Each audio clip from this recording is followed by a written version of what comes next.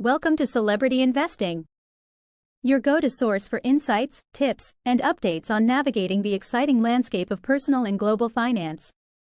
Please like, share, and subscribe for more exclusive content. This is part 1 of the risks and rewards of short selling in 2024.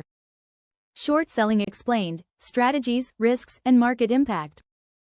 Ever wondered how investors can profit when stock prices fall? That's where short selling comes in. It's a strategy that turns traditional buying on its head by allowing traders to bet against a stock's success. This technique is crucial for those looking to navigate the financial markets with advanced strategies. In simple terms, short selling involves borrowing shares to sell them at the current price, hoping to buy them back at a lower price later. It's a risky move but can be rewarding if done right. In this video, we'll explore the intricacies of short selling, its potential upsides, and the pitfalls you should watch out for. Understanding short selling. Short selling might sound like a complicated financial trick, but it's actually quite straightforward once you break it down. Think of it as betting that the price of a stock is going to drop. Instead of buying low and selling high, you sell high and hope to buy low later. It's a useful strategy in the investing toolkit, but it does carry risks. Let's dive into the details of how short selling works. What is short selling? At its core, short selling is when you sell stocks you don't currently own. Sounds strange, right? Here's how it works. An investor thinks a stock is overpriced and is due for a fall. Instead of buying that stock, they borrow it. Then, they sell it immediately, hoping the stock's price will drop. If it does, they can buy it back at a lower price, return the borrowed shares, and pocket the difference. Imagine borrowing your friend's bicycle, selling it to someone else, and hoping that the price of bicycles will drop soon. Once the price drops, you buy a similar bike back for less money and give it back to your friend. The profit is yours. But remember, if that bike's price rises, you'd have to buy it back at a higher price, resulting in a loss. How short selling works. The process of short selling might seem like a puzzling web at first, but it's really just a few steps. Borrow shares. You start by borrowing shares from someone who owns them, usually facilitated through your broker. You owe these same shares back at some future date. Sell the shares. Once you've borrowed the shares, you sell them at the current market price. You now have cash from the sale and an obligation to return the shares. Wait and watch. Time to play the waiting game. You're hoping the stock's price will drop. If it does, that's where the magic happens. Buy back at a lower price. When, or if, the stock price falls, you buy back the same number of shares you initially sold. This is known as covering your short position. Return the borrowed shares. Finally, you give back the borrowed shares to the lender and keep the difference between the price at which you sold the shares and the price at which you bought them back. Here's a simple analogy. Think of it like borrowing your friend's magical paintbrush, selling it, and then buying it back after the magic market makes brushes cheaper. You return the brush and voila, you've earned some cash. Short selling can be a powerful way to capitalize on market declines, but it's not without its risks. Prices can go up as well as down, and potential losses in short selling are theoretically unlimited. Always approach this strategy with caution and care. The rationale behind short selling. Imagine a world where making money doesn't always mean betting on things going up. Welcome to short selling, a strategy that flips the script on traditional investing. But why would anyone want to invest in something they hope will lose value? Let's break it down. Profit from declining markets. In a market downturn, most people cringe as their investments shrink. Yet, with short selling, investors can actually profit from a falling market. How does this work? It's like borrowing your friend's bike, selling it, and then buying it back later at a lower price. You pocket the difference. Short selling allows investors to anticipate and react. By predicting which stocks might fall, they can profit from others' panic.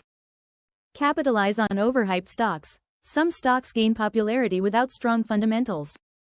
When reality sets in, prices drop, creating shorting opportunities.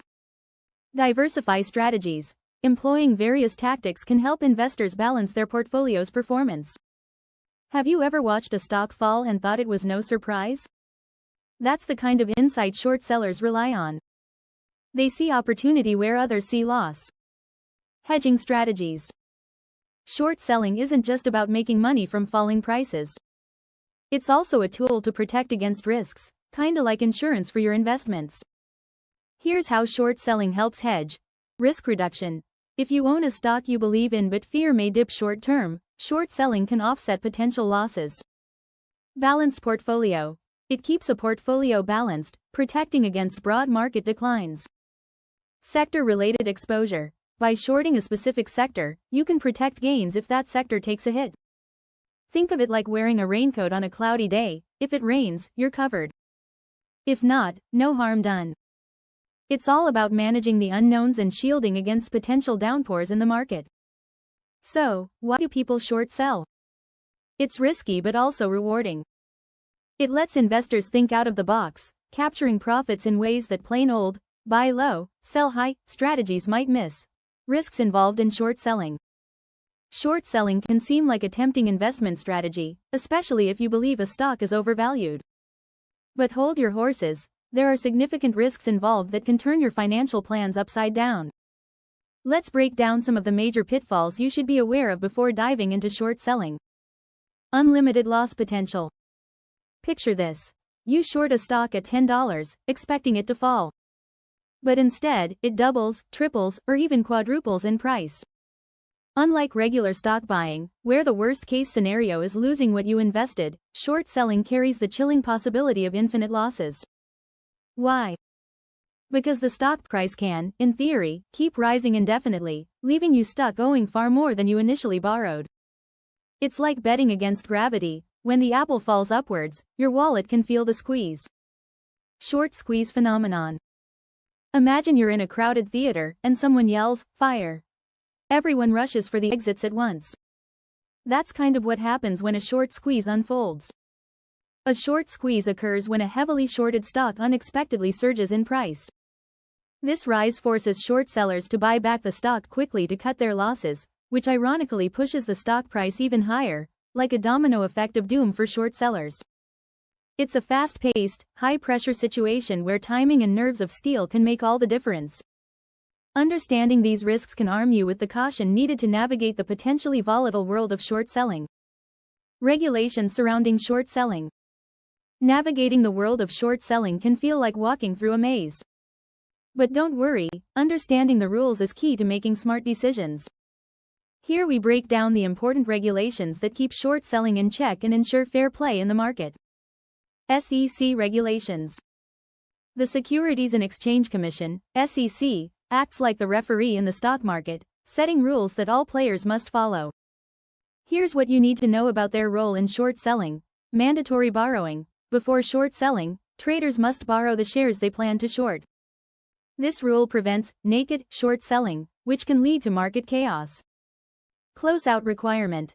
If you short a stock, you must close your position within a certain time frame, usually 3 business days. This prevents long-term manipulation of stock prices. Regulation show. Introduced in 2005, this regulation requires brokers to keep detailed records of short sales and track any threshold securities, which are stocks with a high volume of failed delivery.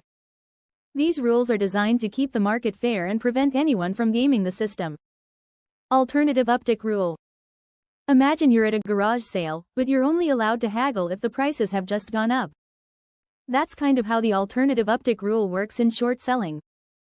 Here's how it shakes out. Uptick rule basics. Originally, the rule stated that short selling could only happen if the last price movement was upward. This was aimed at reducing excessive downward pressure on a stock's price. Alternative uptick rule responsibilities. In 2010, the SEC brought back a modified version for heavy losses, known as Rule 201. It kicks in if a stock's price drops 10% or more in one day, allowing short selling only on an uptick. This rule acts like a safety net, catching stocks that are falling too fast and giving them a chance to stabilize. These guidelines are crucial in keeping the fast-moving world of short selling fair and in check. Understanding them is like having a map to navigate the complex terrain of the stock market. Stay tuned and continue to watch our videos to gain valuable insights into the world of finance. Subscribe, like, and share to continue your journey to financial success.